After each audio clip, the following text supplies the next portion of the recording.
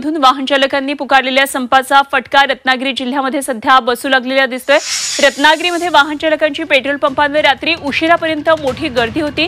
आज पुन्हा पहाटेपासून पेट्रोल पंपाबाहेर वाहनांच्या रांगा लागल्यात। अनेक पेट्रोल पंपांवरचं पेट्रोल आता संपलेलं आहे। पहाटे 5 वाजल्यापासून वाहन चालकांची पेट्रोल डिझेल पंपावर अशा प्रकारे मोठी गर्दी दिसतेय।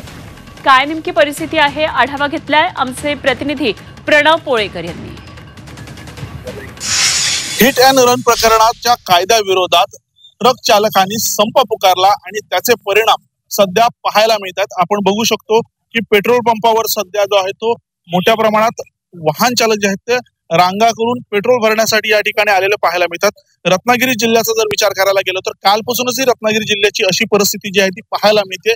काही तालुक्यांमध्ये आजही पेट्रोल जे आहे ते संपलेलं पाहायला मिळतंय। मात्र ज्या डेपो मधला पेट्रोल भरून येणं आवश्यक। अमृत नोनी आर्थो प्लस ये एक प्रूवन फॉर्मूला है। इसमें मौजूद नोनी फल के गुण और आयुर्वेदिक जड़ी बूटियां शरीर को जरूरी पोषक तत्व देने के साथ साथ हड्डियों और जोड़ों के घिसने, उनमें होने वाले सूजन और दर्द को रोकने में मदद करता है। दर्द मुक्त जीवन के लिए अमृत नोनी आर्थो प्लस। ते पेट्रोलचे टँकर जे आहेत ते डेपो मधून सुटले नाहीत आणि त्यामुळेच सध्या पेट्रोलचा तुटवडा जो आहे तो विविध तालुक्यांमध्ये जे आहे ते पाहायला मिळतोय। रत्नागिरी जिल्ह्याचा जर विचार करायला गेलो तर दापोली, खेड, मंडणगड या तालुक्यांमध्ये मोठ्या प्रमाणात पेट्रोलचा तुटवडा जो आहे तो जाणवायला लागलेला सुरुवात झालेली आहे।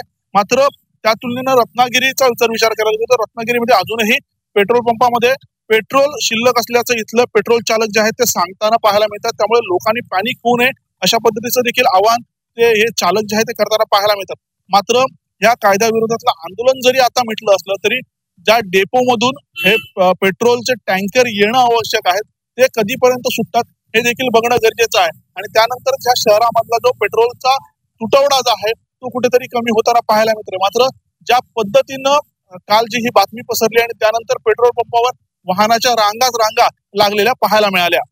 व्हिडिओ जर्नलिस्ट निलेश कदमसह प्रणव पोळेकर, झी मीडिया, रत्नागिरी।